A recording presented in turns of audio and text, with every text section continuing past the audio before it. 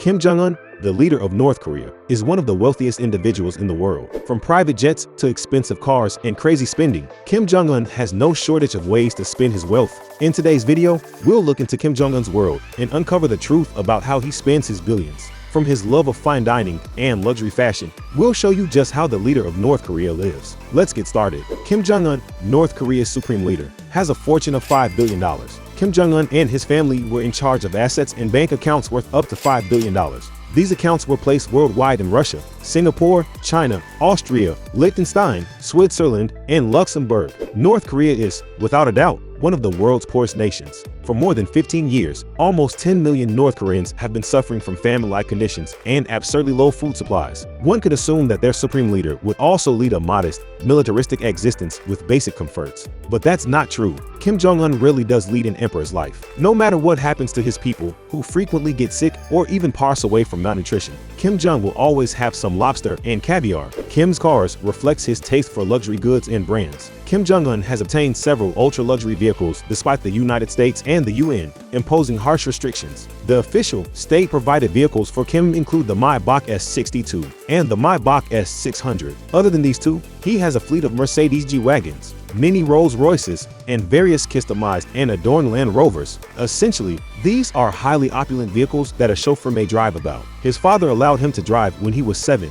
While growing up, he developed a passion for automobiles, and thanks to his father, he was able to have any car he desired. Now he probably has over 100 vehicles and prefers the Mercedes-Benz brand. Others are certain that Kim Jong-un won't join NASCAR anytime soon because he also owns several race cars. Evidently, Kim Jong-un travels in style, and his private jet is a testament to that. This opulent aircraft is outfitted with all the most modern amenities and comforts, making it the ideal form of transportation for the head of one of the world's most secluded and secretive nations. The private jet is estimated to be a customized version of the Ilyushin Il-62, a Soviet-era passenger aircraft. It is fitted with several luxurious features, including private bedrooms, conference rooms, and state-of-the-art entertainment systems. The interior is decorated with fine woods, leather seats, and other luxurious materials, creating a warm and inviting atmosphere for the leader and his guests. In terms of entertainment, Kim Jong-un's private jet is outfitted with high-definition televisions, sound systems, and a vast variety of movies and music, allowing the leader to rest and unwind in luxury, to ensure that the leader always has access to the finest cuisine.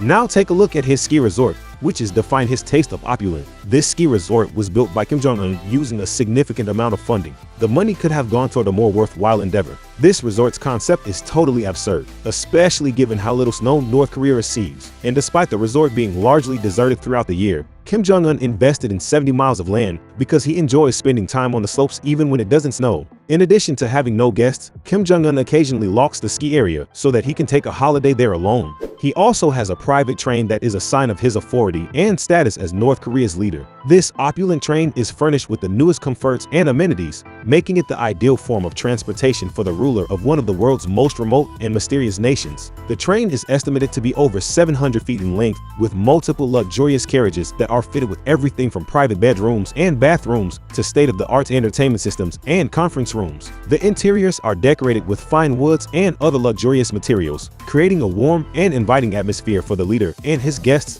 The train is also outfitted with cutting-edge communication and security technologies, allowing Kim Jong-un to remain in contact with his inner circle and the rest of the world while on the move. The leader and his guest safety is also ensured by the train's heavy security and state-of-the-art security equipment. For the Kim Jong-un's comfort and convenience, the train is equipped with high-definition televisions, sound systems, and a variety of movies and music. Whenever he feels like it, Kim Jong-un ships a wide variety of foods and alcohol bottles from different nations. And when the leader desires pork, it is delivered from Denmark. When he desires caviar, it must be shipped from Iran. If Kim Jong-un wants to avoid appearing too affluent, he imports some mangoes from Thailand. He spends around $650 million to $700 million in importing high-end products like premium liquor. On the other side, he loves investing. He literally owns commercial properties all over the nation. He paid $100 million for the development of the Pyongyang Amusement Park and the Munsu Water Park, but rumor has it that after making the investment, he did not think highly of the parks, labeling them as pathetic. He also loves horses a lot.